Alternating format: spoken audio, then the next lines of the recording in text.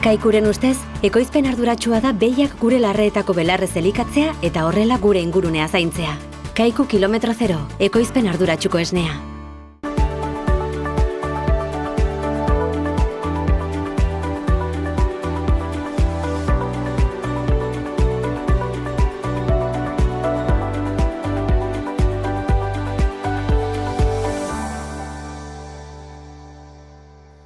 Kaixo eta ongi etorriak Ur eta Lur saio honetara. Gaurkoan lehenbiziko atalean Arizkunera joanen gara eta bertan Baztango xurien inguruan solasteko Ana Iriarterekin egonen gara. Berak balorazio bat egingo digu nola joan den aurtengo uzta eta oraintxe berriki aterako duten ardo berriaren berri ere emanen digu. Eta azkenik saioari amaiera emateko Juan Cruz Iriarte Baztango udaleko zinegotziarekin solastuko gara. Eta berak ere balorazio bat egingo digu besteak beste gertatuko tako uholden inguruan eta pixka bat nola ez, nola ikusten duten Nafar Gobernutik etorri beharreko diru laguntzak eta egiteke diren lanak.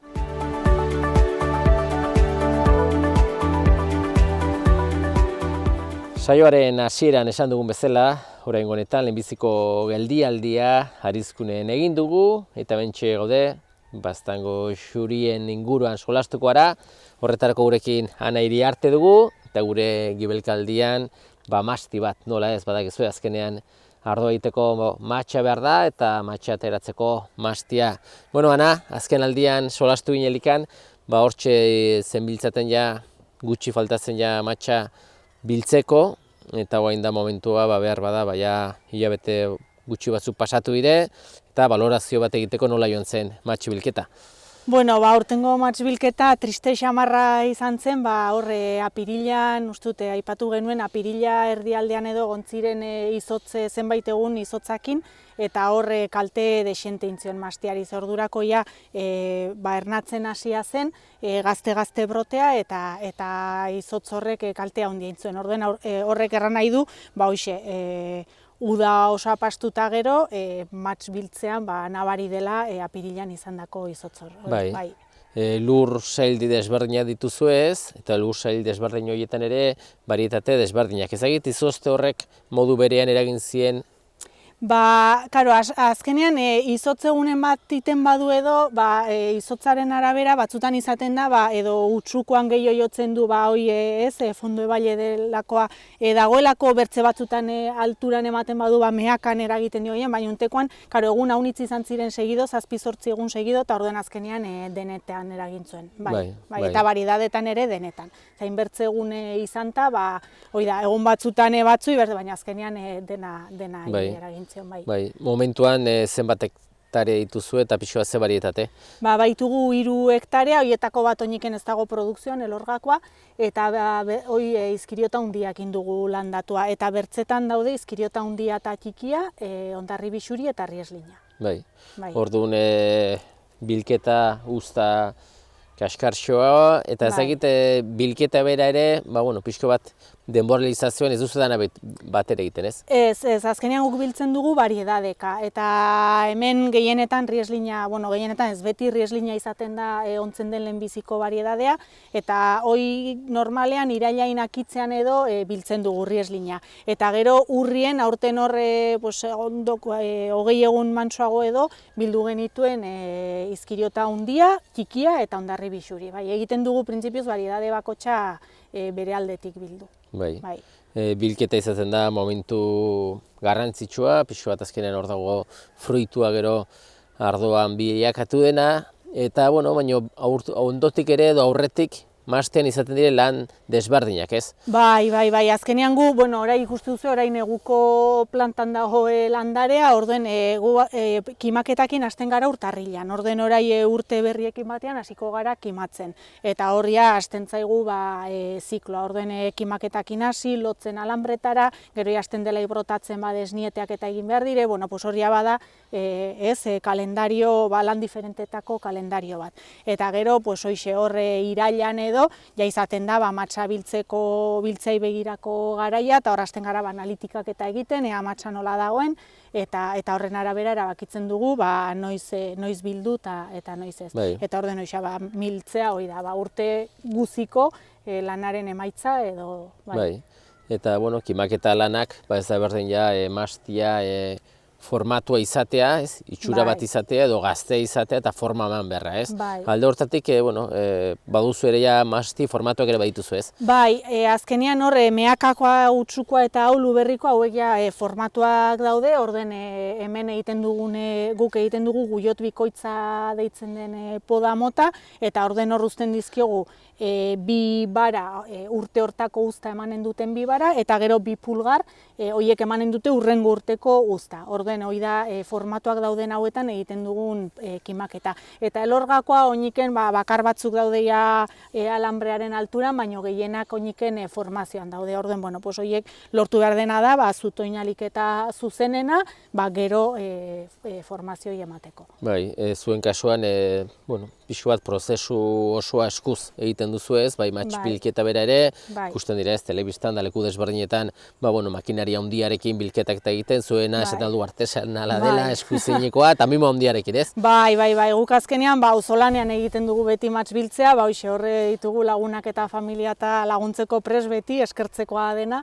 eta hoxe baitugu 15-20 kiloko kutsak, eta orden kutsa horiek biltzen aitzen gara, kotxak hartzen du kutsa bat, eta lerro batean jarri, eta horre matxa bildu, eta gero kutsa horiek dire bodegara zuzenean eramate ditugunak, eta prentsan sartzen diren.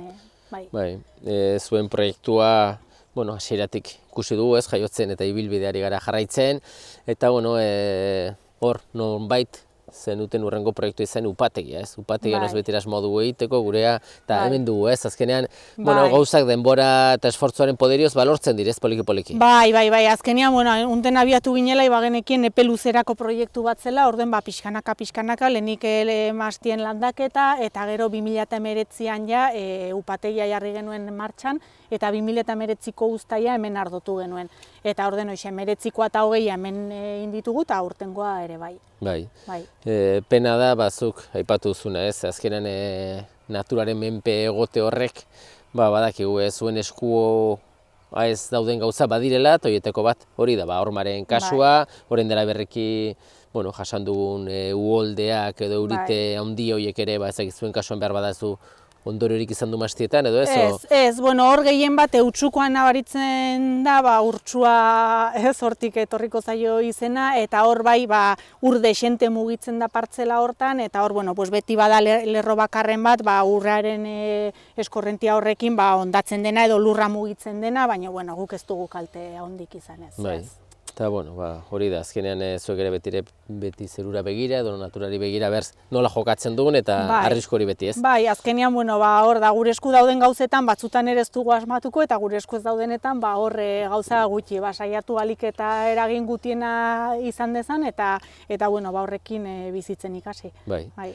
Mastiko prozesua egin dugu, demagun ja matxa eskutan dugula, eta aski hurbildu hemen ere upategira, bertara joanen gara eta jarrituko duzula zen. Ados. Hementxe gaude, Baztango xurien upategian, eta Ana, demagun esan duten bezala ez, matxa esku artean dugu, matxa hori barietateka biltzen da, eta zein da hurrengo prozesua? Guk hoxe variedadeka biltzen dugu, orduen kutsa horiek unetek hartzen dugu, hemen prentsatzen dugu, eta sartzen dugu zuku hoi, matxe zuku hoi depositoetan. Aurten eta iaz ere ikuste duzuen ez parte bat egurrezko kupelean egin dugu, eta bertzenaz inoxidabletan. Eta hor ja, hasten da bere baitatik, berak dituen lebadura horiekin fermentazioa. Orduen, fermentatzen uzten dugu, bere baitatik egiten du, ez dakit 15 egunetan edola, eta orduen ja, zuku hoi ardo bihurtzen da. Eta gero guk uzten diogu negua pasatzen, eta udaberrian ere bigarren fermentazioa malolaktikoa egiten, eta hola horrek ere suabetzen du pixka bat gehiago, eta gero botilaratu, urten botilaratu dugu Kiribil abuztuan eta betarte beranduago. Hori da, azkenean,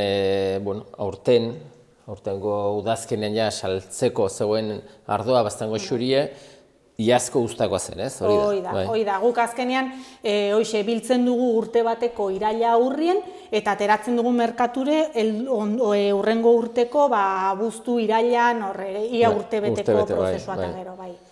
Hori alde batetik, ardo bat, ate duzuena, urten iraia aldera, edo urri aldera, Bai. eta moendikan ere orain ateratzeko dituzue beste batzuk ere, ez? Bai, ze iaz 2008ko uztan egin genuena da, ardo betiko, baztango xuria inoxidableetan, deposito inoxidableetan, eta gero egin genuen parte bat egurrezko kupelean. Eta orduen, bi ardoiek bereizteko, biek dire baztango xurie, baina bat da baztango xurie kiribil eta bertzea betarte.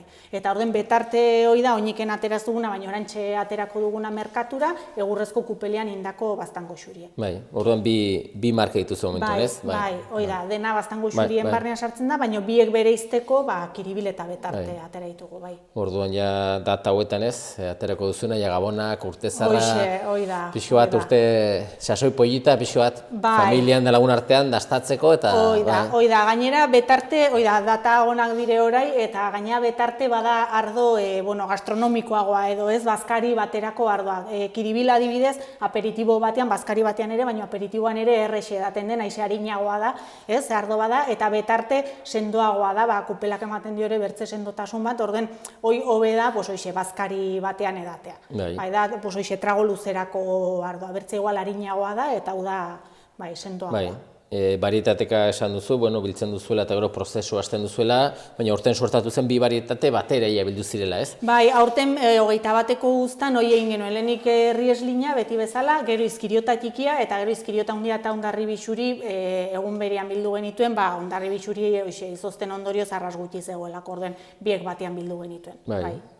Gero barietate bakoitza bere kupel bakarka da, ez? Bai, normalian ala egiten dugu, bakoitza bere kupelian, eta aurten ere, ikuste duzen bezala, hemen dago rieslina, hor izkiriota hundiaren parte bat, eta gero bertzea hemen, aurten kantidade gutxi dago, eta orduen hemen daude orai, fermentatuta gero izkiriota hundia, txikia, eta zegoen hondarribi xuri pixket. Hori da, orduan aurten bildutako uzta, 2022 urte hondarrean. Hoi da, orai gara saltzen 2008ko uztatik ateratakoa, eta aurten bildutakoa 2022ko irailean edo, bai. Aurten aurrera pauso edo beste berrikuntza bat, ez? Egurrezko kupelan inako ardoa, eta ezagite etorkizunari begira pixka bat lortu duzue zuek nahi duzuen ardo mota hori baztango xuriak behar duen ezaugarriak izatea edo? Bai, hoi da, eta oino falta dugu partzela bat, eta orduen, partzela hoia produzioan dagoenean, orduen bai ez, guk ditugun proportzioak eta guk dugun variedade hoiekin egiteko arda, baina aurtengoa 2008koan ikustu dut horrekin arras konten, ze badaia ez, hartu duia bizket guk buruan genuen ardo hoi, eta orduen, azkenean, egi bihurtzen. Pixko bat, zuek profesionalen laguntza ere baduzu ez, ezagit hor enologoak ere badu zer esan, ez, pixka bat hor? Bai, azkenean, beti, prozesu guztien laguntza bilatu dugu, dakiten galdetu, ikusi, ikasi, eta orden, horri biligara, irulegiko, ez, gorriko mastizainekin, txakolinan ekologikoan ari diren bertzen mastizainekin, eta gero ardotzean ere, hor badugu Imanol Garairen laguntza, eta, berak egiten ditu bisita batzuk bodegara, eta, markatzen daku pixket hildoa, edo pausoak eman beharreko pausoak, bai. Bai, eta, jende honen da begira saioa, eta esan dugu, asteburuan gabonak dira, familia artean, lagun artean elkartu behar dugu, eta ezen dugu baztango xurierik gabe ospatu edo familian elkartu. Ezagite zuen salmenta puntuak, nun izaten dire edo nola antolatzen duzu salmenta? Guk saltzen dugu, salmenta zuzena ere egiten dugu, eta tarteka merkatura horbiltzen gara, eta gero gure salmenta puntuek hemen bailaran izaten dire herrietako denda txikietan, erratzun, arizkunen, eta Elizondon ere hautsitxia eta goxokin, eta gero jatetxetan ere izaten dute, zenbait jatetxetan. Baina hemen denda txikietara ganezkero, hor hartatuko dute. Garrantzitsua da ez, jatetxetan ere pixka bat, jendea etortzen da kanpokoa, bertakoak, otordu bat iten delikan baztanen, baztango ardoa izatea azkenean privilegioa da, ez? Nik uste dut azkenean, jendea hurbiltzen denean, nahi du bertakoa dastatu eta bertako gauzekin egindako otorduek dastatu orduen, nik uste dut hor, bada orai bertze produktu bat hor ere dastatzeko aukera duen. Ez dakit ostatuetan, tabernatan, jendea trago bat hartzen duelikan, bazkela aurretik, aukera izaten da baztango xuri edateko ere, edo zain jarza? Momentuz ez, ostatuetan momentuz ez, gehioi atetxetan eta izaten da, ostatuetan momentuz ez, hoxe, gehiago bada igual, ez, edo botila hartu eta hori dastatzeko aukera, baina hola trago bat hartzeko, momentuz ez dago.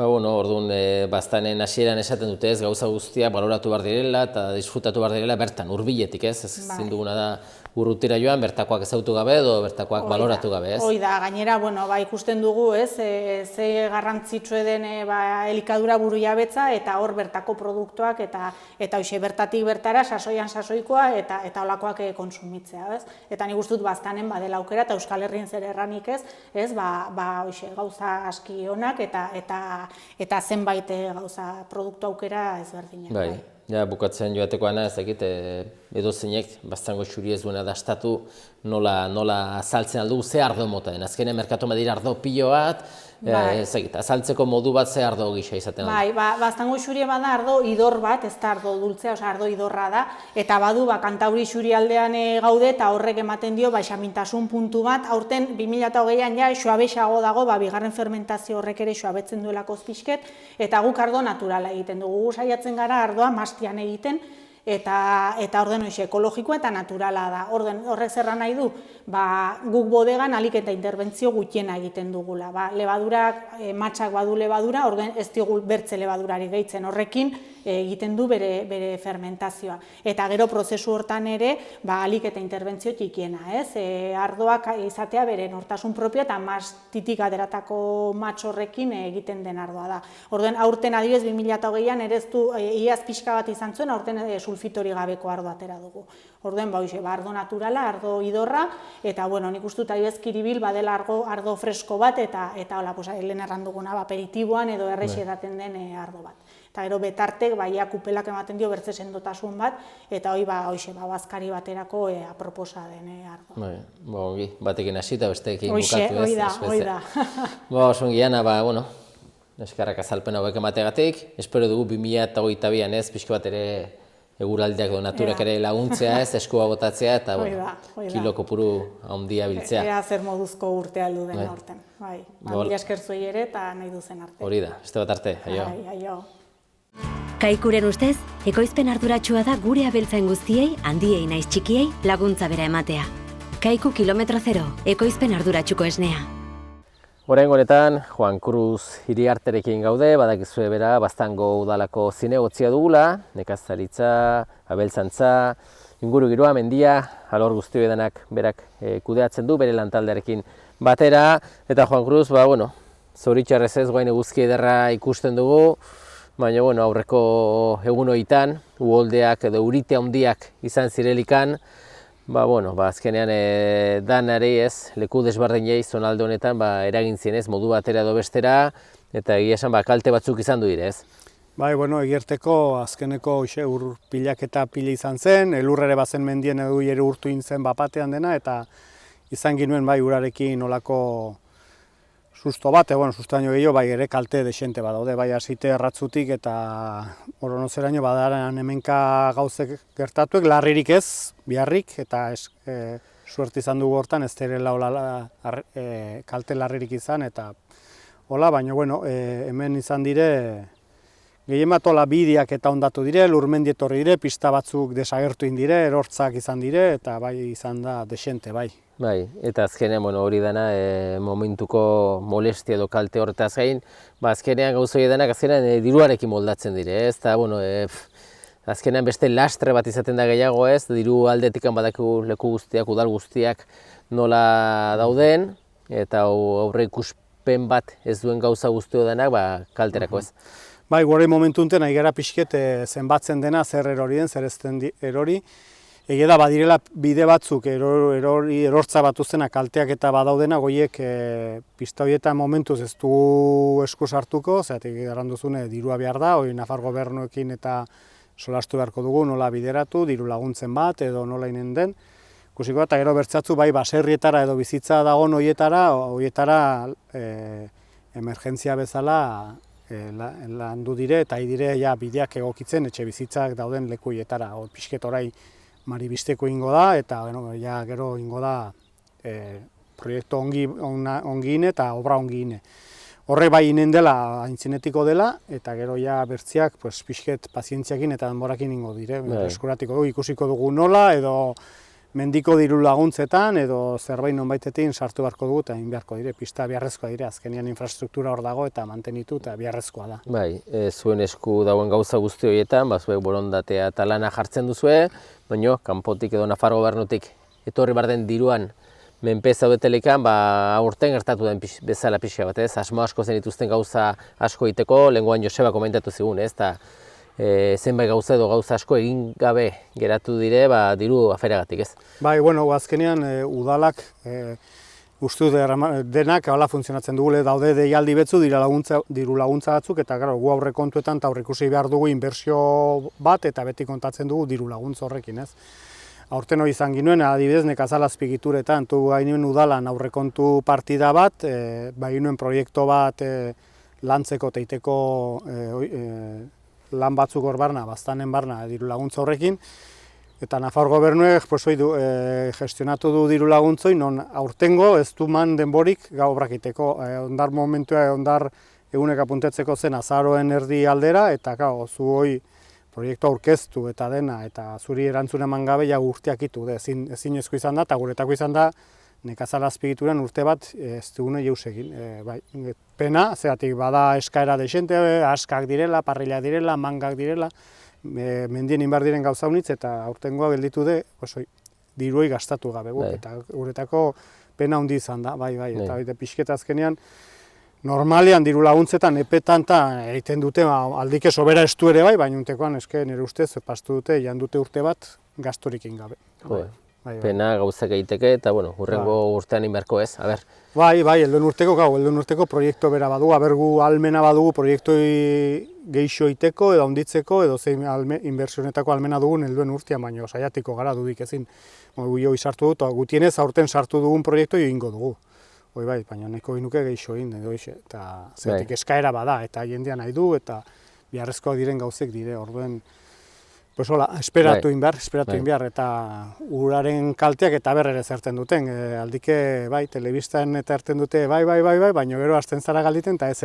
Eta hori dugu ere, pendiente dugun ere, diru laguntzat eske errantzuten izango zirela, ganden neguko, otsaila inguru hortan izan ziren suteak eta kalte ordainak, partikularrak izan zuzten kalte ordainak, eskindeiak edo bordak eta zerbait laguntzeko, eta momentuz ez dugu eta orai urte berrietik aintzin hasten diren gauzoik ere mugitzen. Hor daude, eta gudala bezala ezin dugu lagundu, baina Nafar gobernuko laguntza batekin bideratzen den hori ere. Hori da, hitzak ez ekintza bihurtzen diren, da diru hori ez duen zurak eramaten, da ez zuak erretzen ez, iritsi da behar duenari ez. Etorri daiela eta gu aukerak izin dugu seguraskin honin bertitu eta zerrin zati, bada kalte desente, bada bidetan eta badago. Eta ja bukatzeko Juan Cruz, badakigu bastan gudalera iritsi dela ez, Arizkunen, mehatzaritzan aritu nahi dute, zulatu nahi dute Arizkungo parajeren bat, eta ezagitu udalan aldetikan ze ikuspegi duzue, erdizko afera ere hor dago, eta guen beste puntu bat ez? Hor dugu, aruztegi hor dugu, erdiz gainan dugu ja, ez dakit, eta horre etorri zaigu, sartu du udaletxean, zundaketa baimena mandiola Nafar gobernu kantera satxarrobieri, zundaketa batzukiteko hemen Arizkunen, badaude 3 punto, Arizkunen, gero elbete aldera, leku ederre baserren gaineko alde hortan, eta aintzialden bertze baserri baten ondoan, eta gero Almandozko uzkete paraje hortan, Almandoz eta Berroete inguru hortan ere bai. Gu hoi planteatuko dugu ondoko batzar nagusian, dugule urtarrilaren 3an, hor sartuko dugu, eta printzipioz alegazioa prestatzeko gu abietu dugu ja pixke lana iten nahi gara, alegazioa prestatzen, eta batzar nagusian tratatuko dugu, eta onartzen bada alegatuko dugu.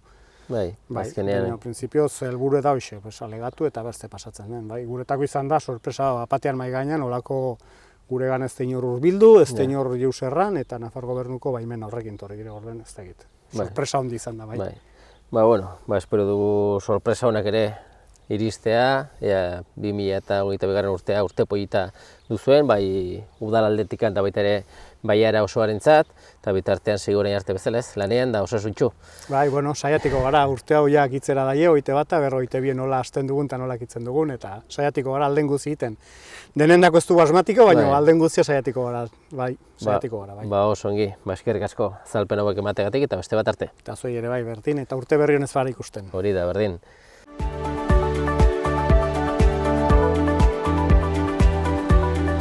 Besterik gabe, agur esateko ordua iritsi zaigu eta eskerrak eman zuen arretagatik agurtzen gara. Ongizik.